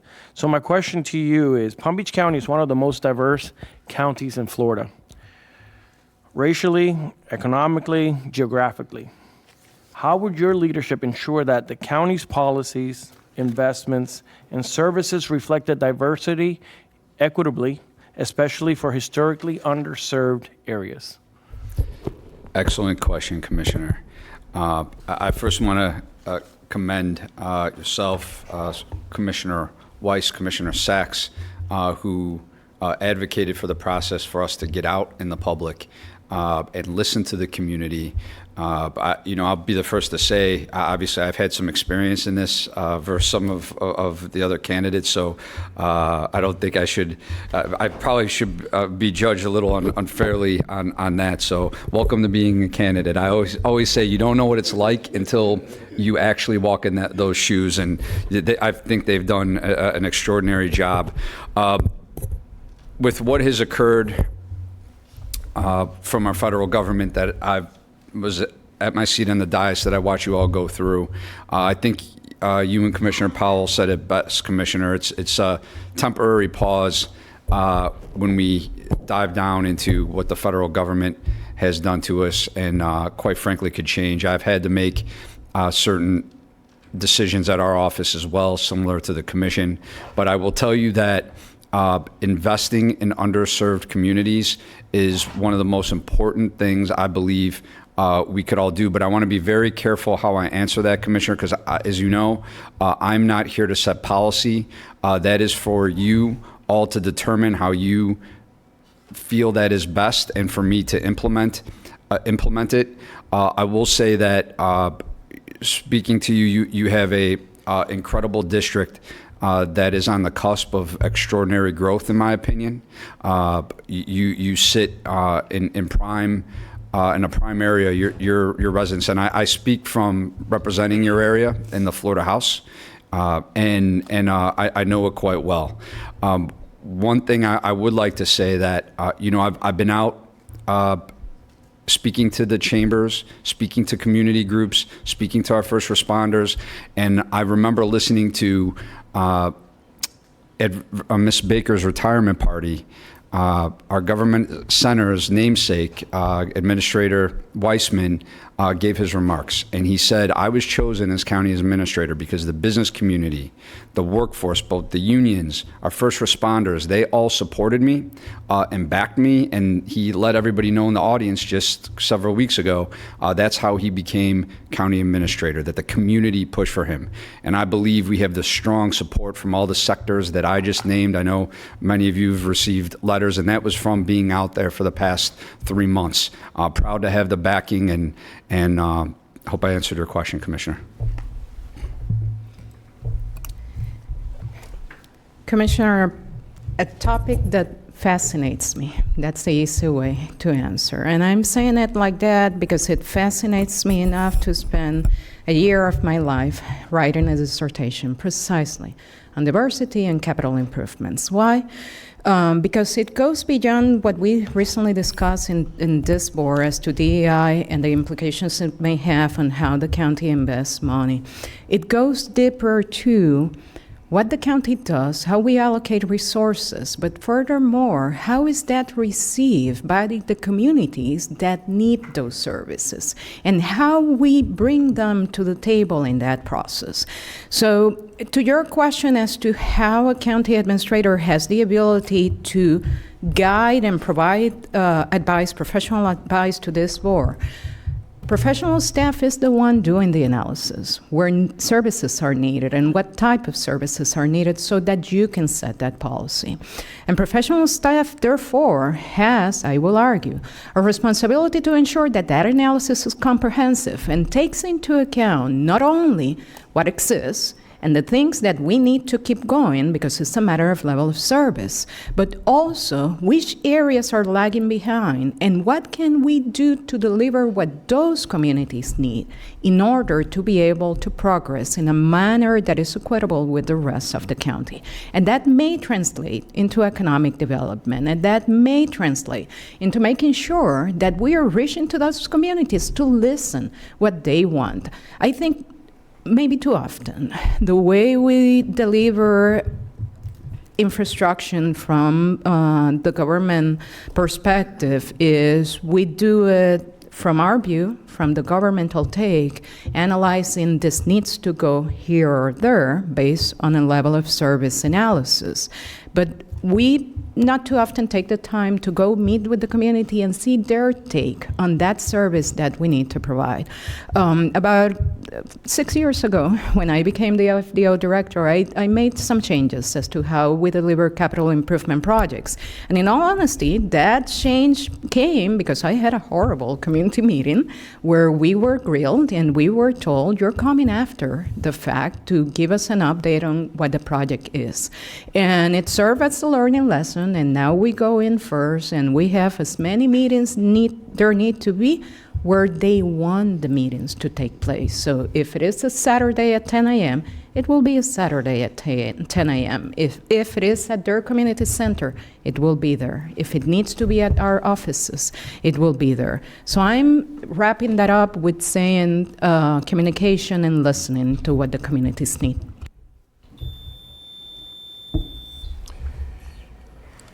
Commissioner, the way I characterize this is I live outside of my position. So my former position is Director of Strategic Planning and Performance Management. People tell me, Keith, you're everywhere. Why? Because I need to know the needs of the diverse communities. I took the tour with you to see the CCRT areas. It was amazing. It was eye-opening. But I get out there. I've been to every groundbreaking, every ribbon cutting, every tour. I've done food distribution at Roosevelt Elementary. I sit on the OEB goal setting committee for the last 2 years, helping to establish APIs, affirmative procurement initiatives for small businesses. I see their needs. I see when they come and they want business to do business with Palm Beach County. I'm out there, actually, I understand what the needs are because I'm out there. GTAC out west. I go to those things. All of this outside of my formal position. I've done SWOT analysis and strategic planning for at least half of the departments, meaning I've gone in with their entire leadership team and looked at their strategy, their strengths, weaknesses, opportunities, and threats, and how they service the diverse communities. I know the strategy of pretty much all of the departments and how they actually provide their services to diverse communities. So I have a tactical and a strategic insight into how we do what we do. But you got to get out there and rub elbows. Keith is like, well, people are asking like, wow, Keith, you're here, you're there, because I see my job in terms of being able to do strategy for the county, knowing the needs of the people. And so I demonstrate that. I do food distribution with Houston Tate. I go on CCRT tours. I take employees to break down silos and get them to understand. I created Feed Your Mind tours and put that in our training and education registration where they can actually sign up for those. We're going to the firehouse. We're going to the water reclamation. We're going to 911, animal shelter. We took them to see how we actually service our animals. Employees don't know. But when you know and you're educated, you do better. And you begin to say, you know what? I learned so much from just the CCRT tours that we're actually putting in parks in deserts. Thank you. The diversity of the county, it's so interesting. I worked on when we redistricted in 2011 and set them then, and then I led our redistricting in 2021. And when you see such significant changes just in that 10-year period, and the board, through the course of our redistricting, was very clear on needing to meet and have our districts reflect how our community had changed. And the makeup we have now shows just that. So we have experienced just monumental change in just 10 years.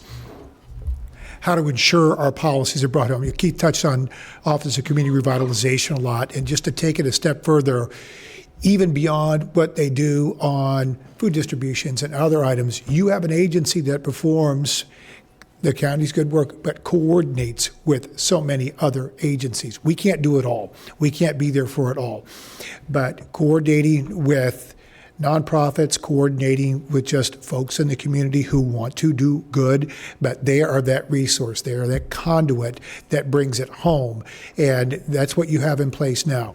We fund tons of other agencies that do perform great community work as well, directly and indirectly. Those are there as well. And it certainly becomes a challenge at times in a budget season, but there's a balance in delivering on these, delivering how we're ensuring that we are not missing out on those who need a bit more help, hearing them, listening to them, what we're doing to fund it. When I'll go back to community revitalization again. It goes beyond even some of the points. We look at the neighborhoods. It goes into the capital and the infrastructure. And I've worked with engineering on finding some communities in there and monies available when they've had drainage problems and road problems and things of that sort. back to communication from the bottom up too. We don't always know. We need to hear from them who does need help and how they need help. So a little bit of that two-way street that exists out there, but full commitment from me as your administrator to see that through, and when at all possible, expand it, knowing we have limitations. We can't be everything for everyone, but pushing that mission as far forward, as fast forward as possible, 100%. Thank you. Commissioner Woodward, and we will start with Dr. Colazzo. Okay. So there are probably thousands of staff members all across the county listening right now. If you are selected to be the next administrator, what would you tell them to expect from you in your first 100 days? I will start by saying we have probably the best staff that any county can have, okay?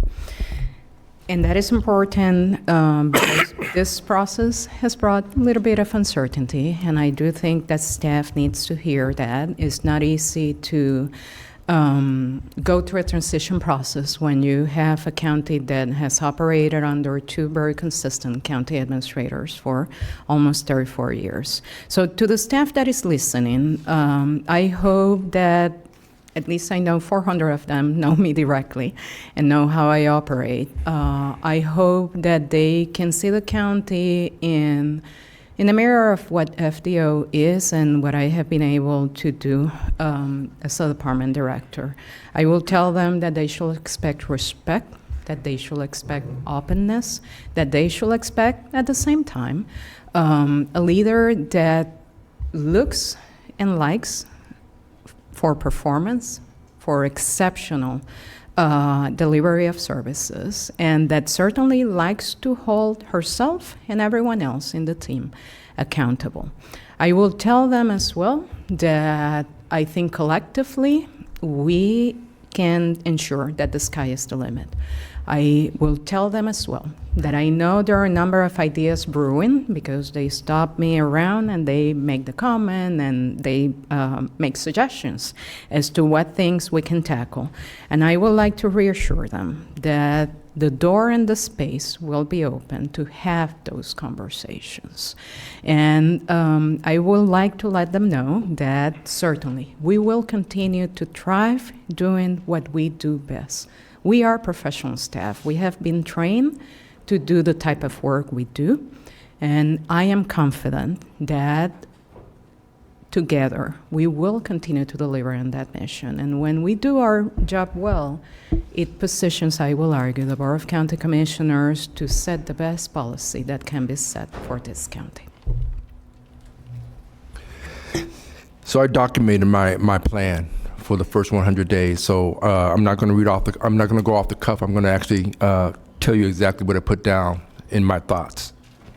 Number one, drive organizational alignment and employee engagement. We have 7,000 dedicated employees across 35 departments. My first priority would be to continue to build a unified high-performance culture where every employee understands how their work contributes to the county's mission. I would focus on improving internal communication, reinforcing accountability, and investing in leadership development, ensuring that every team feels seen, supported, and motivated to deliver excellent service to our residents. Number two, break down silos internally and across the county. Silos both within the organization and between the county and other 39 municipalities hinder collaboration, innovation, and efficiency. I would prioritize building better bridges, strengthening interdepartmental collaboration through cross-functional teams, and more transparent data sharing, while also fostering stronger partnerships with municipalities. The goal is to ensure we function as a cohesive system rather than isolated parts. Number three, lead innovation and embrace emerging technologies. The future of local government depends on our ability to adapt and innovate. I would champion the integration of artificial intelligence, automation, and smart technologies to improve service delivery, optimize operations, and enhance resident engagement. We must position Palm Beach County as a forward-thinking government and leverage innovation to solve problems and expand access. Lastly, number 4, optimize resources and align the $9 billion budget with the strategic priorities. The budget isn't just a financial document. Let me say that again. The budget is not just a financial document, it reflects our values. I will work to ensure our $9 billion budget is fully aligned with measurable outcomes and strategic goals. That means applying performance data to drive budget decisions, continuously evaluating return on investment, and prioritizing initiatives that create the greatest value for our residents. That is my first 100 days plan. 4 initiatives: drive organizational alignment, break down silos, lead innovation, and optimize resources to our $9 billion budget. So my message to our staff members, start with, going back in time when I began here, realizing what a great place this is to work and what great opportunities there are for you. You work at smaller organizations, those opportunities to move up might not necessarily be there. Always shared with others when they might have left when I was in the planning division or running a department, when they moved to another county operation, it was tough at times, but if they're staying in the county overall, staying in the family, you've got a good person they're moving. They see those opportunities. And I think we've been so fortunate with so many people taking advantage of those opportunities, moving from department or department. I want to make sure folks still see, know, and understand that they are a very valued staff, that is well understood, that the opportunities are there for them. I am very fortunate in my time to know many, many, many of them who are out there now. I can tell you, doors open because I still get phone calls from people. I still get emails, and that part would not change because you want to hear from as many as you can and get the feedback. It's funny sometimes. I might get an email from someone I hadn't talked to in 2 years, and they would have something to share that you would never, quite frankly, get to. I think having that background and having the trust of people and the knowledge and those relationships brings a great opportunity to instill that trust that's out there. I think, too, when you think about, Ismi touched on it, the long-term stability we've had at the administration level for 35 years, that speaks as much as well to the quality of the staff that we've had through that period of time. Delivering on an administrator's direction from the board, bringing their pieces home. And we've got a staff here that can continue to do that. It will continue to do that. Sharing the sentiment that this is and the knowledge that it is a great place to work. There are times and there are downsides to being in a larger bureaucracy, no doubt about it. But the benefits far, far outweigh any of the negatives that are here. And I think it is such a great place, and I hope our people see it because I would be there continuing to tout it, what a great place it is to work. Not being afraid of taking on new ideas, listening to new ideas. Again, I think with relationships with people that I've developed over 20 some odd years, knowing a lot more, not afraid to approach you and bring you those ideas. Might not be implementable, might be something that any of us would not have thought of. So look forward to that. Last is, there are 7,000, so you can't be the link and the direct handout and resource. I've worked in cities with 100, 150, 200 employees. Can't do it for everybody. Right link, right way to work with our staff. Thank you, Commissioner. Speaking from experience, when I became head of our organization, I had a long leeway that would not be afforded at this time. I knew for about 7 months I'd be clerk, so I spent that time virtually going to every department, spending time in every department, meeting with almost every single employee personally that I can, and it paid great dividends. I learned a lot from the organization, and quite frankly, through that process, I promoted many from within. What Ismi alluded to, meeting around 400 people in a short amount of time, I think is extremely important. It filters out because everybody's going to be asking, have you spent time with him or her? And it filters. But one thing that I will tell you that I'm going to send a message to the employees, and I think it's important. There's two areas that I would likely like to implement after I need to confer with yourselves and Administrator Bonlaren, but two things that I implemented that were not done before that resonated immediately with the employees. Number one, and I spoke about it a little bit last night, Commissioner, is an office, really a career ladder, an office of advancement where the employees could come in and know they map out their career, they tell us their objectives, what they like to see, and help and become more entrenched in our, as we say, clerk family, but here at our county family. I instituted the ombudsman's office at the clerk office, which I would like to speak with you about and check your temperature because it's paid great dividends for me. An ombudsman, for those who may not know, and I know a lot of you may, large corporations and the military use them. It's a direct line it's the employee's representative directly to the administrator. It's not part of HR. It goes around HR.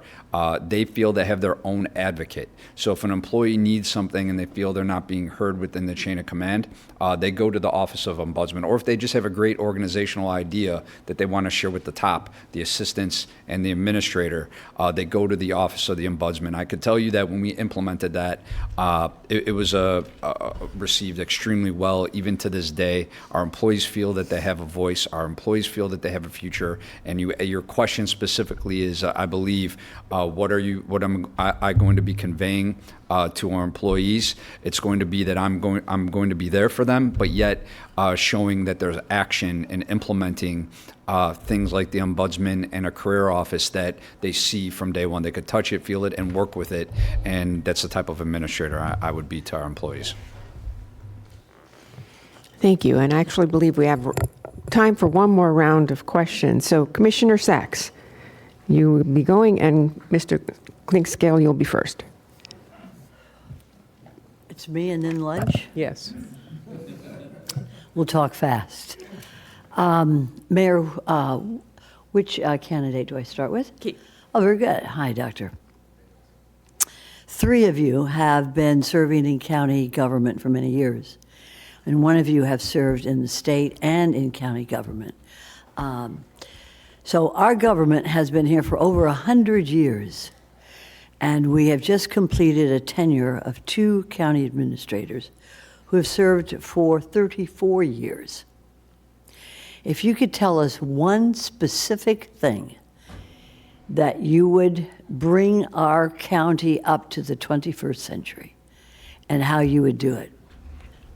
And we'll start with you, Doctor. Yes.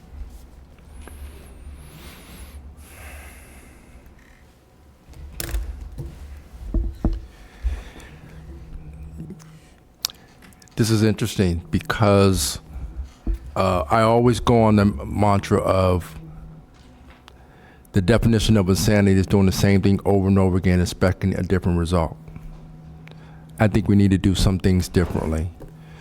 So the first thing is to actually look at all of our processes, even this agenda item process, and totally automate it. Totally automated. There's no reason that just in OFB alone, the agenda item process touches 8 people. Every time a document or a process touches multiple people, there's opportunity for error. You add to the fact the amount of paper that's used to create the agenda item process to give you what you need. There are municipalities and counties that have re-engineered it and totally made it automated. I add to that, we have to infuse technology and artificial intelligence in how we provide services to our residents. The lead times to obtain a permit, the lead time to do business with us has to be fixed. It's no longer acceptable to wait to be awarded a contract and not be able to start for 6 to 7 months. We have to figure out how to do things differently, less time, less cost. Because here's the thing, there's a difference the way private industry and public industry look at things. See, when you're in private industry, time, you really realize in private industry that time is money.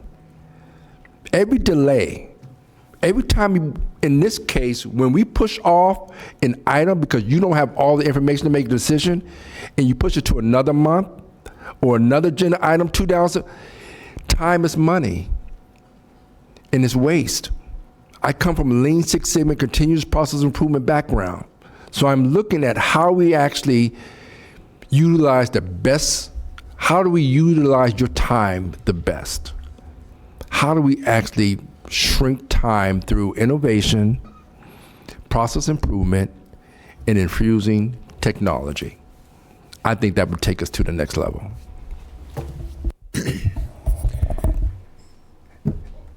Talking about technology, obviously, is the number one response that comes in a variety of ways. The big one for me as well is the right solution for the right challenge or the right issue. We all get bombarded with different products and different vendors and different contractors out there with ideas. What's the right thing for the challenge that any given department or any given piece of functionality is changing? You've heard a couple discussions about our agenda processing. There are plenty of vendors out there. We're on the cusp of having something like that put together. When you look at, you would have seen it in your budget most recently in engineering, set aside significant amount of money for a brand new asset management program. 5th level down type information, but when you want to track task orders and track pieces and get out of paper and putting those in file drawers, that's where it is. It requires an investment. It requires an ongoing investment. I think, Commissioner, that's part of the point as well. There's an investment of money. How do we link and ensure that it's money well spent and see that efficiency piece delivered, not just on the human side, but being able to share, yeah, you're coming out ahead dollar-wise by implementing this. Planning, zoning, building's another one. We put the program in place, the EPZB program, in 2007 or 8 or so, and way past time to need to upgrade. They are now, had someone come in and take a look holistically at all their systems, and we'll have a request for proposal out to look at bringing a vendor in for it. We will be back to you to say, let's see what those look like. How much is it going to cost? Does it fit? Does it pair? Can we budget? Do we have the amount of money we need to do it? Right size, right fit, right place. That goes with a lot of them. Believe it or not, we have implemented a lot of technical upgrades. It was just 5 years ago, we were accepting paper for plan review, and everything is online now. We do inspections, a lot of the inspection types, with cameras done remotely. So a lot of pieces. There is a long way to go, and there are new opportunities that drop every day. Back to what's the right one at the right price, that's the right fit for us, that we can put together and implement that delivers what you're looking for. More efficiency, done faster, done the right way. Thank you, Commissioner. I'm going to handle it from a broader, the question from a broader aspect before I dwindle it down. There's no question that one of the number one challenge, but yet opportunity that we are going to face, whoever is selected as county administrator, is the implementation of AI. It's changing our community, the fabric of our community really, as we speak, in all walks of life, and that will transcend to the county. I have experience in this. When I became your clerk, very little AI automation was used at our office. We are now conducting on the court side over 40% of our workflow done by AI, and I can tell you it's learning at extraordinary speeds. And I'll be upfront, when I first started, again, 4 years ago, it's been a lifetime in AI. I thought it was more an advanced chatbot. It is anything but. It learns, it gives ideas. It is beyond fascinating. I had some great conversations with Commissioner Weiss about specific companies. There's vendors and companies out there that I believe the counties even having preliminary discussions with that exactly in planning and zoning. LA County and LA City have implemented with a company, and their P&Z turnaround times, or permitting turnaround times, have increased by 30% in 1 year. This is something we have to be on the forefront of. Look, we're either going to stay the way we are, which means we're behind we're behind everybody, or we can lead in the state. And if I'm county administrator, I'm going to try to do the best I can to put us in a position that we can lead in the state. I am not going to repeat everything that has been said about technology, because early on in this process, I mentioned that there are 3 things that I believe need to be updated as soon as possible, because we are, to an extent, behind the ball. So setting those to the side, I'm going to share with you, Commissioner, the one thing that I would love to see. And I had it in a different place, prior workplace, and something that is called County Stat. And I mentioned that last night during the public forum. I'm going to give my former employer a plug here, right? But if you want to go visit an interesting website, go to Montgomery County and look up County Stat. And Vice Mayor Baxter, at some point, I'm going to say several months ago, you were very vocal as to the ability to be able to go line by line and to pick information where you want to pick it from that budget. A county stat office gives you just that, gives you the ability and even more importantly, gives the public the ability to get a better understanding of what the county is doing, what the metrics are, where they are. But it's metrics beyond reporting, just reporting. It's metrics that are being analyzed statistically to understand what they mean and how they impact our services. And it's information that doesn't need to come through a call, that doesn't need to come through an email, that doesn't need to come through a public record, because the government, based on its own initiative, is saying, here is my footprint, here's what I am doing. And I think that adds a significant level of transparency, and I think it adds value to the labor we do on a day-to-day basis. I like to tell my colleagues that I like them to challenge my decisions and my analysis, because if I cannot defend what I'm going to do, then there's a flaw in what I'm about to implement. And I think the same applies to government operations, right? When we have that level of transparency and different set of eyes can look into what we are doing, it adds value and validates the processes we are running. Thank you. Well, we actually have 8 minutes left over. We will take a lunch break. We'll come back at 1. As the board directed us last time we talked about this, we were going to do another 2.5 hours of questions in the afternoon. If the board would like to change that and not do another round of questions later on in the afternoon, we can do that. And I see Vice Mayor Baxter's light is on, and then Commissioner Sachs. Mayor, you're a mind reader. So we have asked the same and different questions and receiving kind of similar answers. I think they have been amazing and consistent, so good job on that. But I don't know how many different ways we can ask any more questions. So I would like to hear from my fellow commissioners. I would, whether it's just finishing this round or it is just moving on past this part of the process, I would be in favor of that. Commissioner Sachs. And this has nothing to do with lunch. However, I think that I would like to hear closing statements from our candidates that would summarize the issues that they brought up so succinctly for the last 2 hours. So I would be in favor of Vice Mayor Baxter's idea of closing and then proceeding on to voting. Thank you, Mayor. Commissioner Flores. Yeah, I was going to say exactly the same thing that Commissioner Sachs just said, allowing the applicants to bring this home, give us a closing argument, and then let us do our part. I'd actually like to see us finish this round, so when we come back, we'll ask, because we have several commissioners that would not have had an opportunity to ask another question. So I'd like to finish this round when we come back, and then we can